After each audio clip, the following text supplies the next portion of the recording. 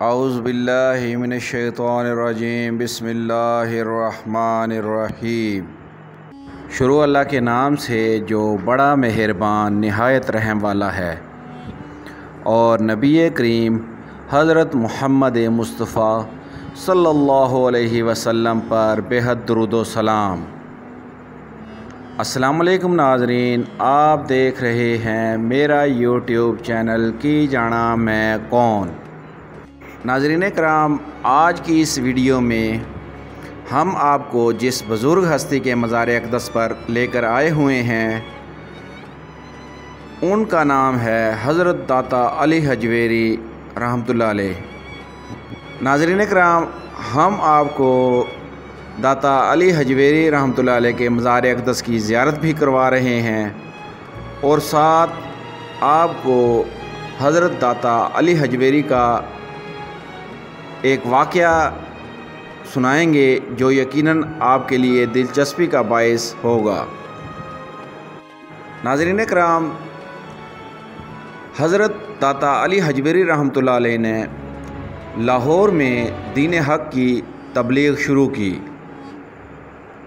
تو لاہور میں ہندو دھرم پورے عروج پر تھا۔ ہندو پروہتوں کو اپنے دین پر بڑا ناز تھا، وہ کلمہ حق سننے کو بالکل تیار نہ تھے، مگر آپ رحمۃ اللہ علیہ تو توحید رسالت کی شمع روشن کرنے ہی کے لیے لاہور آئے تھے، تو آپ غیر مسلموں میں جہاں کہیں موقع پاتے خدائے واحد پر ایمان لانے کی دعوت دیتے۔ اگر کوئی آپ کے پاس چل کر آتا تو اسے بھی توحید و رسالت کا درس دیتے، ایمان لانے کی طرف مائل کرتے اور اس کے صاحب ایمان ہونے کی دعا کرتے۔ اللہ کے فضل و کرم سے آہستہ آہستہ لوگ آپ کی دعوت حق کی طرف مائل ہونا شروع ہو گئے۔ کئی لوگ مشرف با اسلام ہو گئے۔ غرض یہ کہ آپ کے عقیدت مندوں میں دن بہ دن اضافہ ہونے لگا۔ آپ رحمۃ اللہ علیہ کی شہرت پورے لاہور میں پھیل گئی کہ اللہ کا ایک ولی لاہور شہر میں رہتا ہے جو دین اسلام کی تبلیغ کرتا ہے۔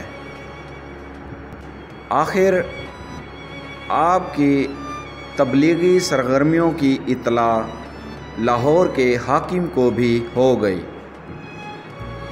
جب اسے آپ کی توحید و رسالت کا علم ہوا تو وہ بھی آگ بگولا ہوا اور انتقامی آگ میں بھڑک اٹھا۔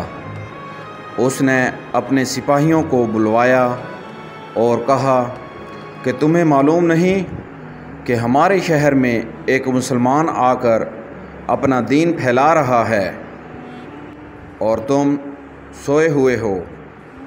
فوراً اس مسلمان کی تبلیغ کے سلسلہ کو ختم کیا جائے اور اس فقیر کو شہر سے باہر نکال دیا جائے۔ رات ہوئی تو ہندو سپاہیوں کا ایک دستہ حضرت سید علی حجویری رحمۃ اللہ علیہ کی قیام گاہ پر آ گیا۔ آتے ہی انہوں نے صورتحال کا جائزہ لیا تو معلوم ہوا کہ اللہ کا ایک دوست ایک جھونپڑی کے اندر اللہ کی یاد میں بیٹھا ہوا ہے، ذکر الہی جاری ہے۔ انہوں نے کہا کہ ہمیں لاہور کے حاکم نے بھیجا ہے کہ آپ کو یہاں سے نکال دیں، کیونکہ آپ کی تبلیغ سے ہندو دھرم کو بہت نقصان ہو رہا ہے۔ ہم یہ برداشت نہیں کر سکتے کہ ہمارا مذہب ختم ہو جائے اور دین اسلام چھا جائے۔ آپ رحمۃ اللہ علیہ نے فرمایا کہ میں تو اللہ کی توحید کا پیغام آپ لوگوں تک پہنچانے آیا ہوں تاکہ غیر مسلموں کی عاقبت درست ہو جائے اور وہ دین حق پر ایمان لے آئیں۔ انہوں نے آپ کی باتیں سن کر کہا کہ ہم نہیں جانتے، ہم تو یہ چاہتے ہیں کہ آپ یہاں سے کوچ کر جائیں اور کہیں اور چلے جائیں۔ آپ رحمۃ اللہ علیہ نے کہا کہ میں تو یہاں اللہ کی رضا اور اسی کے حکم سے آیا ہوں، اب جو بھی میرے ساتھ ہو اللہ میرا حامی و ناصر ہے۔